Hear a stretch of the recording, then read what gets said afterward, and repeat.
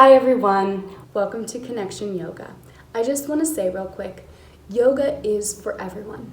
However, when online, it is up to the individual to assess whether they are ready or not to participate in the class that they have chosen. If you suffer from specific disease, illness, or injury, or are pregnant, it is important for you to consult with your physician before beginning. The practice of yoga requires that you, the practitioner, need to gauge the safety of your practice within your own personal and physical limitations. I'm not there, I'm not in your body, so I can't. You need to pay attention and act accordingly. It is always better for you to build up slowly rather than force or strain. While you might feel exertion throughout the practice, you should also feel relaxed. While you might feel some discomfort, you should never feel pain. The techniques and suggestions presented in the following content are not intended to substitute for proper medical care. Consult your physician before beginning any new exercise program. Connection Yoga assumes no responsibility for injuries suffered while participating in the yoga content. The user assumes all risks. With that, I can't wait to see you on the mat, and I'll see you there. Hi everyone, and welcome back to Connection Yoga, and to our segment where I break down the poses for you so that you can have a better understanding of how you can align your body to stabilize and center yourself in every pose and posture that we explore. This week, we are exploring chair pose, also known as awkward pose or Utkatasana. So you probably are familiar with it. If not, that's totally okay. You should be able to do it by the end of today. I use true north alignment to look at the body, break it down into 5 sections to organize how we look and think about the body. Straightforward. So we're going to jump right in. First, I am going to demonstrate the pose for you. I hope you try along with me. Feel free to explore this pose as I'm talking to you. All right, so chair pose is what you might think it looks like. You're sitting in a yoga chair, supported by yourself. All right, so we do this pose a lot, and it is a full body standing symmetrical pose. All right, so we are going to start with our feet through our legs. Your feet are together, or at the very most, your heels are separate with the front of your toes together. Okay, and you can play with which one you like better. I like it all the way together. I have big feet, big platform. And then you want a seal going up as far, all the way up your legs, as far down as you can get it. So then you're going to sit. So your knees should stay over your ankles, sitting down, okay? So this means your thighs are squeezing, shins squeezing, everything is squeezing in the leg form. Your thighs should be fired up. They should be engaged, your quads. All right? Also, your hamstring, which is the muscle on the back of the thigh, that should be engaged, pulling the sit bone, the tailbone, slightly under, okay? So it's a subtle thing. You just have to kind of focus on the muscle and think about pulling your tailbone under slightly.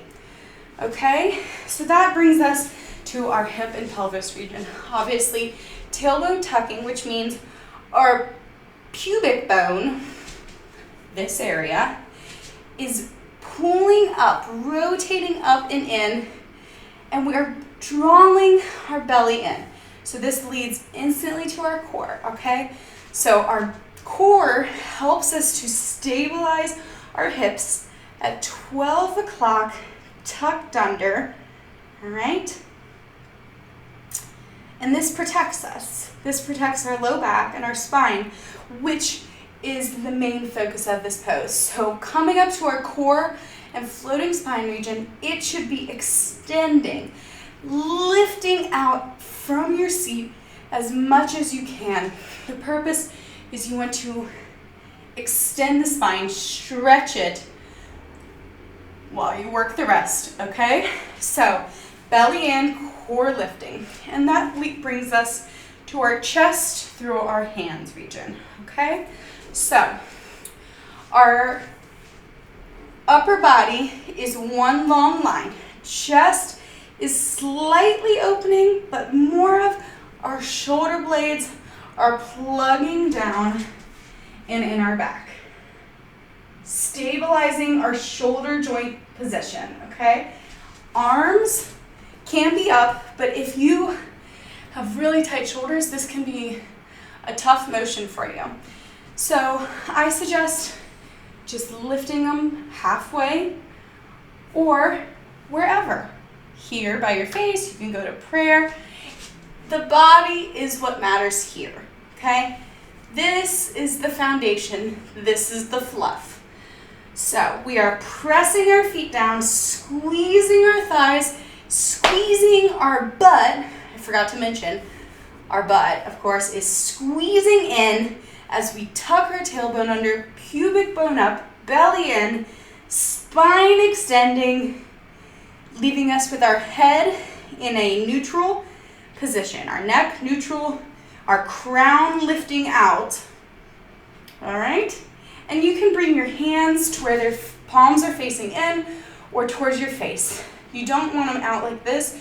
You want that more internal rotation to help stabilize the shoulder joint and the spine. So, I know that was a lot, I just threw at you. Take a moment here, try it out, and explore it in yourself, okay? While you do that, we're gonna talk about breathing in this pose. So, when you get in completely into this pose with the arms up, you are in what's called axial extension. And in this position, it just happens to minimize some of our breathing space changeability. So our ability for our rib cage, which is all of this, to expand, to move, to allow for breath beyond just our belly breath, okay?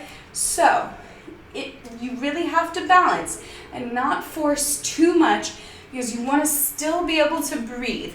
You're just like, you might not be able to breathe. You need to be able to. So it is a balance between breath and exertion. So if you can't breathe, that's how you know you're too far in it. You need to come out, okay? So that brings us to modifications. You can't modify this one too many different ways. The first way I would suggest, the most beginner, if your legs are just like, I can't hold myself up in that, to even think about my upper body, give yourself a chair actually to sit in. So I don't have a chair in my room, I'm just using this. Whatever will work. And you can put your legs in the same position, body in the same position, but now you have that support, taking the strain off your legs, to be able to explore what it feels like to reach with this upper body, maybe what you want to do with your arms, whatever feels best. But then you got to get on those legs and you got to work on a little bit. So after that, I suggest starting coming up taller. So you don't need to be all the way down here, power yoga. No, you can be perfectly engaged all the way up here. Belly in, feet pressing, squeezing happening, breathing happening. And then as you build strength, you eventually get lower and challenge yourself. All right? It's not going to be perfect at first. That's yoga. That's why it's a practice. You keep trying, you build strength, and you just take care of your body. So, I hope you learned more about this awkward chair pose today, and how it really can fire up your body and be more than just a passive pose at the top of your vinyasa. All right? So, if you like what we did today, give me a like and a subscribe. Hit the notification button so that you get notified whenever new stuff comes up, and you can make your way to your mat when you're ready. Without further ado, have an incredible day. Remember to keep love and peace and patience with you, as I try to do. We're all human. Goodbye, everybody, and I can't wait to see you on the mat this week.